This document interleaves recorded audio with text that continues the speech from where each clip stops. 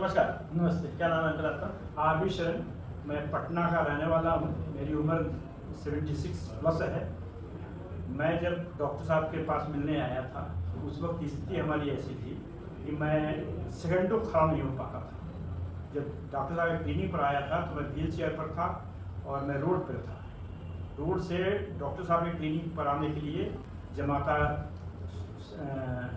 सभी लोगों ने साहब जी ने उठाकर हमें क्लिनिक में लाया और वहाँ जांच की। इन्होंने पहले हमें एमआरआई का, स्पाइनल का एमआरआई के लिए सजेशन दिया। आपकी एज 76 है, ठीक है। 76 की एज में कई बार एक तकलीफ नहीं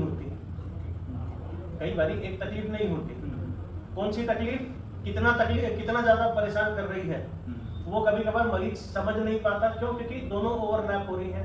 किसी दिन कमर में दर्द ज़्यादा है, किसी दिन कूल्हे में दर्द ज़्यादा है, किसी दिन घुटने में दर्द आ रहा है, ठीक है। तो इस टाइप में जो केसेस रहते हैं बहुत चैलेंजिंग केसेस रहते हैं, क्योंकि इसमें हमको सीक्वेंस ऑफ इवेंट कि हमको किस चीज़ को पहले ठीक करना है हमको वो डिसाइड करना पड़ता है।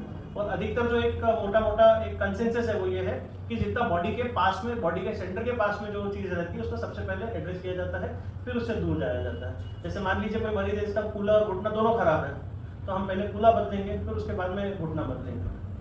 अब आप बताइए कि कमर में आपकी जो तकलीफ थी उसके लिए हमने क्या किया था? कमर में तकलीफ थी, उसके लिए इन्होंने स्पाइन का एमआरआई के लिए सजेशन दिया और उसके बाद उन्होंने रेफ़र किया डॉक्टर गुप्ता के यहाँ। वहाँ स्पाइन का मेरा ऑपरेशन हुआ। हमें उस वक्त के बाद मैं चलने फिरने लायक हो गया, आराम से वॉकर से, और फिर छड़ी से भी चलने लगा। मेरा करीब 22 साल पहले एक्सीडेंट हुआ था जिसमें मेरा कुल्हा जो है डिसलोकेट हो गया था और मैं उस तकलीफ से 20-22 साल झेला। उसके बाद जब इन्होंने डॉक्टर साहब ने देखा तो उन्होंने सजेशन दिया कि इसके बाद आप उसका भी करवा लीजिए। और मैं डॉक्टर साहब पर 100% विश्वास करते हुए, 100% से ज़्यादा विश्वास करते हुए मैंने इनके सजेशन को माना और स्पाइन के बाद मैं कूल्हे का टोटल हिप रिप्लेसमेंट हुआ।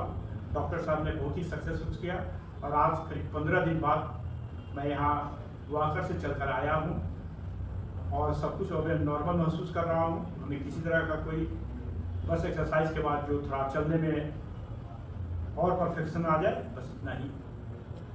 आपका जो कूल्हा था उसके बारे में मैंने आपको कुछ बताया था कि इतना बड़ा कूल्हा। हाँ, और मैं अंत में जो भी इस वीडियो को देखेंगे उनके लिए मेरा सजेशन है कि डॉक्टर पर, जैसे लोग रामायण में एक चौपाई है, उसकी पूरी चौपाई तो याद नहीं है, लेकिन यह है कि गुरु, वैद्य और सलाहकार की 100% बात माननी चाहिए।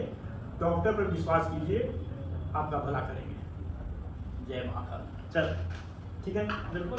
आप बताइए बाकी और कुछ आप कहना चाहें तो। ऐसे आपके एक्सपीरियंस जो उज्जैन को लेकर के हो, आप कहीं और भी गए थे इलाज के लिए? पटना में मैं गया था। उज्जैन में तो खैर यही डॉक्टर साहब के पास आया।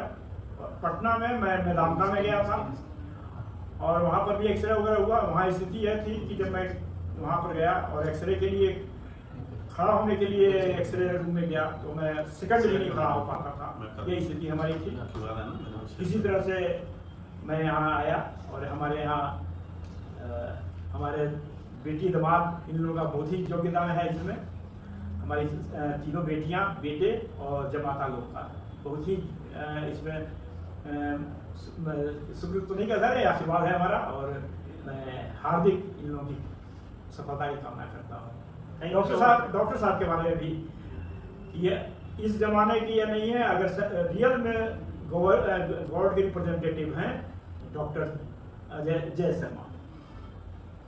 Thank you so much sir.